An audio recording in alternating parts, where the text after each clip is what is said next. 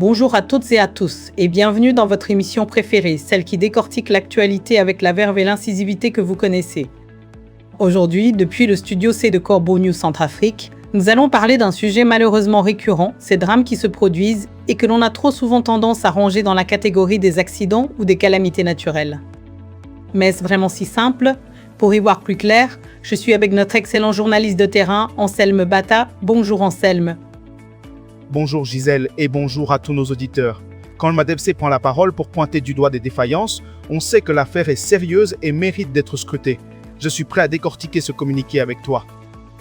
Parfait. Alors, Anselme, de quoi s'agit-il exactement avec cet éboulement de Zomboï? Le MANELP semble monter au créneau de manière plutôt ferme, non? Absolument Gisèle. Le mouvement de libération du peuple centrafricain s'est prononcé suite à un éboulement de terre survenu le 18 août 2026. Ça s'est passé sur un site d'extraction minière à Zomboï, une localité de la sous-préfecture de Baboua, dans la Nana-Mambéré. Le parti regrette un grand nombre de pertes humaines, notamment parmi les jeunes présents sur le site, ces jeunes qui cherchent désespérément de quoi vivre.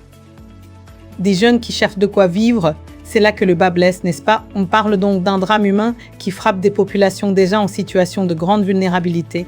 Et le MADEPC a réagi avec quelle rapidité face à cette tragédie? Le parti a publié un communiqué dès le 19 août, Gisèle. Ils y expriment avoir appris la nouvelle avec une vive consternation.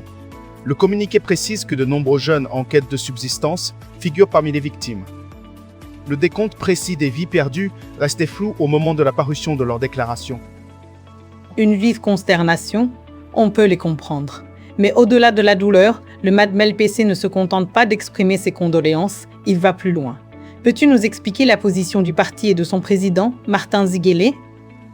Bien sûr, Gisèle. Au nom des militants du MADEPC et en son nom propre, le président du parti, Martin Ziguélé, a présenté ses condoléances aux familles endeuillées. Il a exprimé sa peine face à ce drame qui s'ajoute à un enchaînement d'événements tragiques ayant déjà fait des victimes par le passé. Et c'est là que le MADEPC appuie là où ça fait mal. Il estime que ces différents malheurs sont trop souvent prétendument dus à la fatalité ou aux forces de la nature.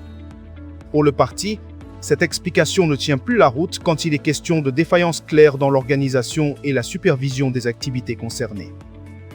Donc en clair, Martin Ziguélé et le MADEPC ne croient pas à la simple fatalité, ils voient des responsabilités bien plus profondes. Est-ce que le communiqué met directement en cause le régime en place? Exactement, Gisèle.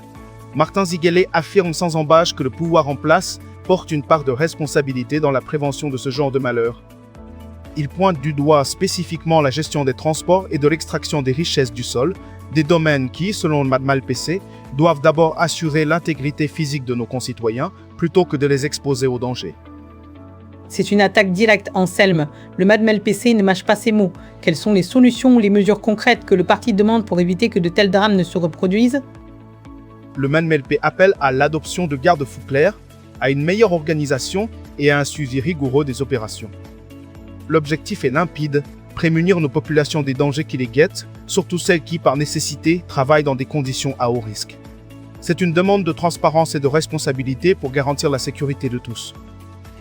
Une exigence de transparence et de responsabilité, c'est ce que l'on attend de tout pouvoir qui se dit au service de son peuple.